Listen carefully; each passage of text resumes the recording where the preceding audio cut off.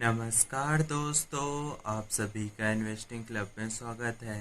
दोस्तों, आज हम आपको स्टॉप लॉस क्या होता है, हमें इसका उपयोग कहाँ करना चाहिए, इसके क्या फ़ायदे हैं और क्या नुकसान हैं, इसके बारे में हम आज आपको बताने वाले हैं।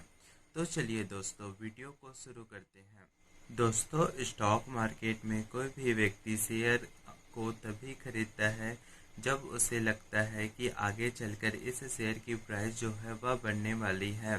ऐसा सोचकर वह से व्यक्ति शेयर को जो है वह खरीदता है। लेकिन आपके जो यह थिंकिंग है वह हमेशा सही हो यह ज़रूरी नहीं है। आप अगर 10 ट्रेड ले रहे हैं तो एक न एक या 2 ट्रेड में आपको नुकसान जो है वह ज़रूर होगा। दोस्तों, शेयर मार्केट में कोई भी व्यक्ति हमेशा मुनाफा हो या हमेशा नुकसान हो ऐसा ज़रूरी नहीं है। कोई भी बड़े से बड़ा ट्रेडर हो, इन्वेस्टर हो, उसके जो हर फैसले हैं या हर वह इन्वेस्टमेंट है वह सही होगा यह ज़रूरी नहीं है। अगर वह 10 फैसले ले रहा है या 10 कंपनियों में निवेश कर रहा है तो उसके 2 या 3 कंपनियां जो है वह गलत होगी।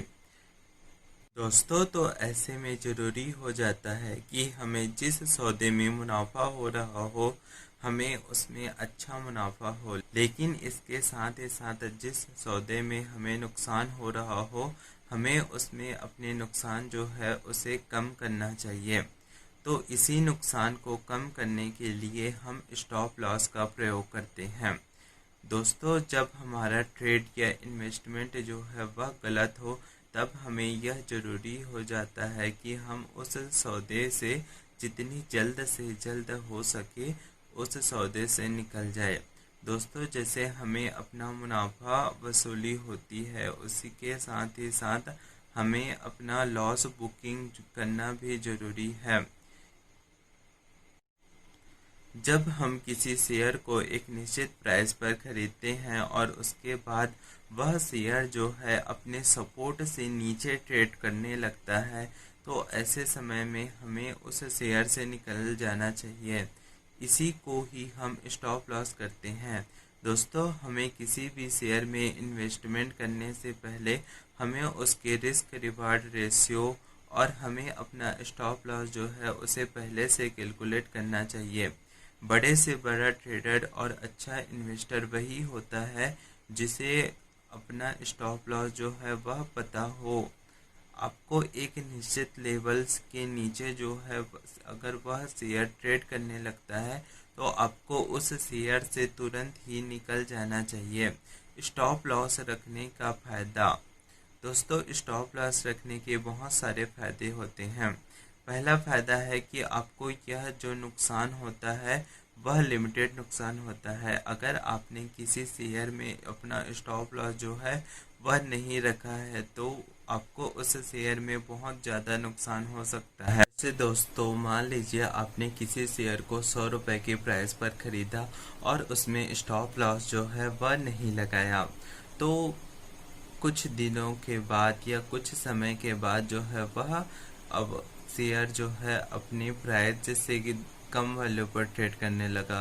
वह धीरे धीरे 98 पर आता है, 95 पर आता है और अगर आपने उसमें स्टॉप लॉस नहीं लगाया है तो आप यह सोचेंगे कि कुछ समय के बाद यह शेयर की प्राइस बढ़ जाएगी तब इसे बेच देंगे।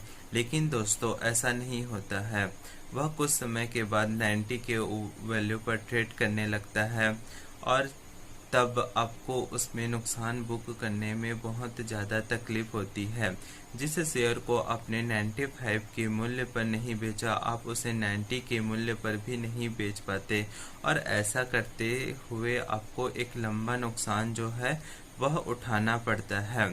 तो दोस्तों, इसीलिए आपको अपना स्टॉप लॉस जो है वह पता होना चाहिए। दोस्तों, स्टॉप लॉस रखने के फायदे होने के साथ साथ इसके नुकसान भी है। जैसे मान के चलिए आपने किसी शेयर को 100 रुपये की प्राइस पर ख़रीदा और आपने उसमें अपना स्टॉप लॉस जो है वह 95 रुपीज़ लगाया और आपका जो टारगेट प्राइस था वह था 110 रुपये। तो मान के चलिए जब आपने 100 रुपये पर शेयर को ख़रीदा उसके तुरंत बाद जो है शेयर की प्राइस जो है वह कम होने लगती है और वह 95 से 94 को टच करती है और उसके बाद 94 को टच करने के बाद टर्न अराउंड होके 110 115 तक चली जाती है। तो ऐसे में आपको यह लगेगा कि आपने जो ट्रेड लिया था वह सही था, लेकिन आपको स्टॉप लॉस रखने के कारण जो है वह नुकसान हो गया।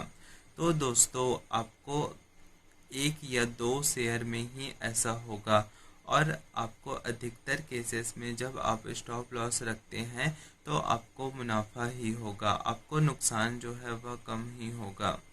तो तो स्टॉप लॉस रखने का एक नुकसान क्या ही है। लेकिन दोस्तों, अगर आपने स्टॉप लॉस नहीं रखता तो हो सकता है उस शेयर की प्राइस 100 रुपये से 90 रुपीज़ तक चली जाती और हो सकता है वह 85 या 80 रुपीज़ पर भी ट्रेड करने लगती। दोस्तों, शेयर मार्केट में कुछ भी चीज़ जो है वह निश्चित नहीं रहती है, वह मार्केट के सेंटीमेंट के हिसाब से बदलती रहती है। मार्केट के सेंटीमेंट, फंडामेंटल और लिक्विडिटी के हिसाब से बदलती रहती है। तो दोस्तों, ऐसे में आपको ज़रूरी हो जाता है कि आप स्टॉप लॉस रख कर ही ट्रेड करें। दोस्तों, वीडियो को पूरा देखने और चैनल को सब्सक्राइब करने के लिए धन्यवाद।